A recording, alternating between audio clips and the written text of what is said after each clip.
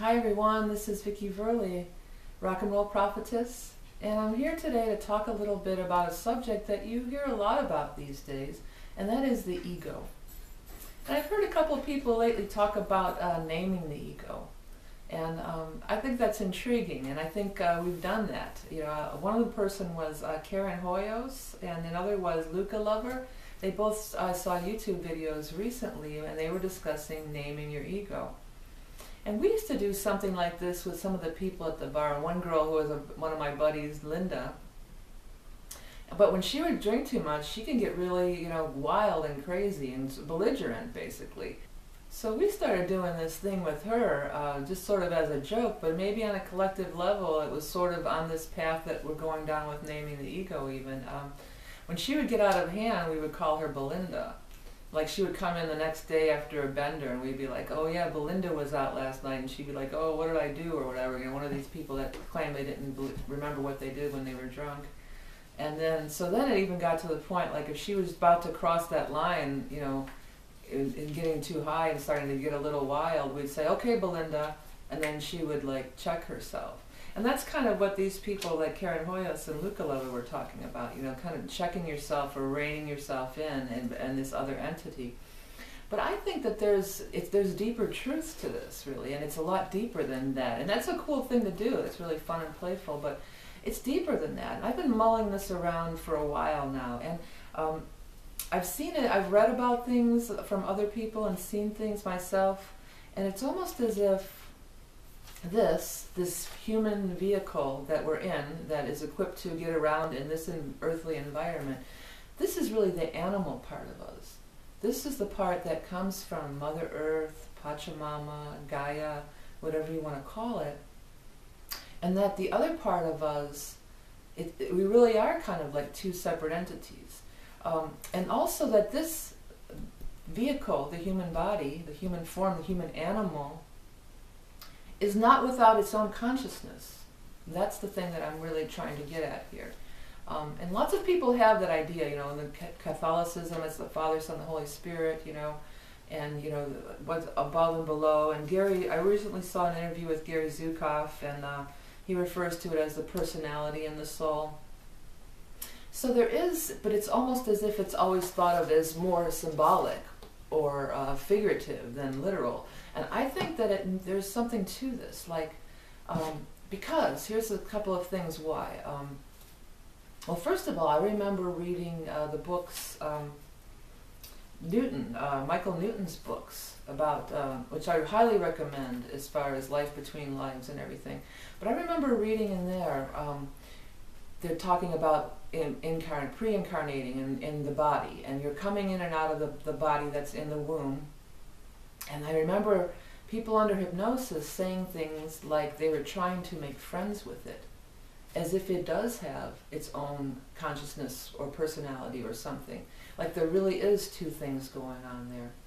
And another thing I saw recently, it's one of these authors, I'm not sure the name, I couldn't find it, but it's one of these authors that are on the bestseller list these days with the near-death experience, excuse me.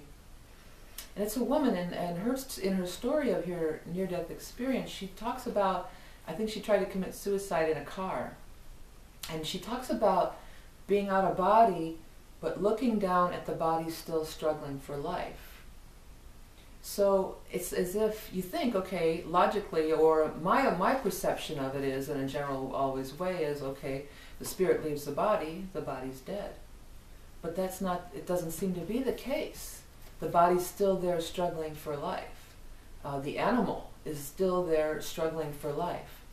And this was very relatable to me when I heard her story, because I remember when my mother was dying in her last days of struggling for life. And I felt like she wasn't in that body anymore, that she was already, out of body or above somehow. I felt that psychically. And when that woman talked about the experience with the car, that really confirmed that to me. So it's as if there is, there's this animal, there's this human consciousness, this animal. Maybe that's the lizard brain part of us, that kind of thing. I'm not 100% sure. I'm just kind of throwing this all out there. It's sort of like my own theory. But I got to thinking, if it is an animal, why don't we treat it like an animal? And I'm not trying to offend anybody, or, I don't want to hear any angry comments or emails, please. But what I'm talking about, we all have beloved pets. Like, I have my beloved pets, and you train your pets, and you also exercise your pet.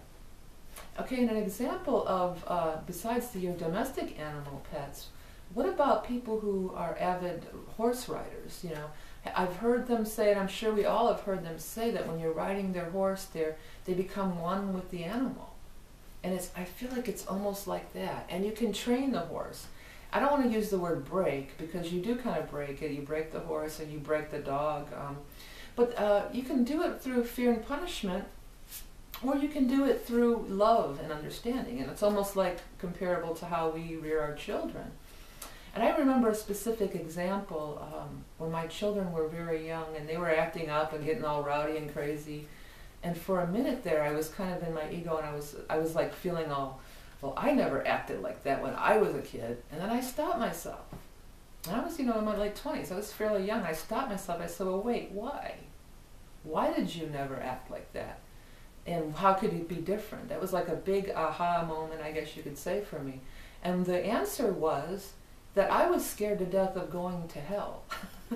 That's why I never acted up, So I was very much kept in line, and not just through religion, but I was kept in line through fear and punishment. And I think that many of us were, and I try to do differently with my children, raising my children. I tried not to, and more go to the route of the love and understanding. And I think that's how you can keep your ego in check, or rear your ego. When your ego comes up, it's all fear and punishment. And that's how a lot of people need that in their life to kind of keep themselves in check. And I think that's kind of what's happening now. This new paradigm is we're changing, and going more into the heart and everything. The other points I wanted to make about the ego and everything is the human animal part of us. Is to keep it happy, it needs physical exercise, just like a pet or animal would. Just like a horse needs to be run, and dogs need to run. And if they don't, they get all antsy, and it's not good for them. And then these human beasts, these animals that we do need exercise. It's Mars in the chart. You got to burn up that Mars energy, or it could come out in all sorts of ways. And then secondly, of course, is meditation or prayer, or connecting with spirit in some way, getting out in nature, letting the human animal back in its natural connection to Mother Earth and Gaia. Because as we know, when we pass, this vehicle returns to Mother Earth, and we go on to wherever you want to believe. So, ashes to ashes, dust to dust, this goes back to where it came from. Pachamama reclaims the animals, and we go back to where we came from. So that's my little theory, and the animal thing. Really what I'm trying to get to is, let's treat it with love. Just like we love our pets and our animals, and we make sure that they get exercise and they get everything they need and love. This is what we have to do with our ego, and that is probably the best way to handle it. Okay, so that's my little idea to put out there. This is Vicki Verley, the Rock and Roll Prophetess. Thank you so much for watching videos and donating and liking and commenting. Remember, you are love and beauty incarnate. Now, I say that on almost every video, and that's kind of what it is in a nutshell. You are love and beauty incarnate. Okay, have a great day, and I'll talk to you soon. What is Orgonite? Originally discovered in the 1930s by Wilhelm Reich, orgone energy, or etheric energy, is present in living things, including the human body.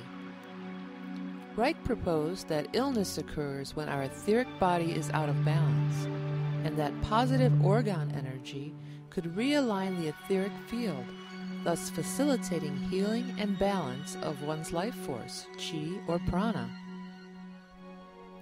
It has since been scientifically proven that energy called piezoelectricity, meaning electricity resulting from pressure, is created by the compression of certain materials such as quartz crystals, wood, salt, sugar, ceramics, and bones. As the resin cures in an orgonite piece, It shrinks and compresses the organic matter contained within. The energy emitted creates a positive energy generator. You really can feel the energy coming forth from these pieces. Orgonite clears the air and neutralizes negative emotions as well as electronic clutter from our high-tech devices. Each Orgonite piece is lovingly hand-created using intuitive pairing of materials to enhance and raise vibration and aid in ascension and a spiritual awakening. I use materials from nature, including the bark from a sacred willow for grounding, and gold flakes to emulate the golden light basking down from the higher dimensions.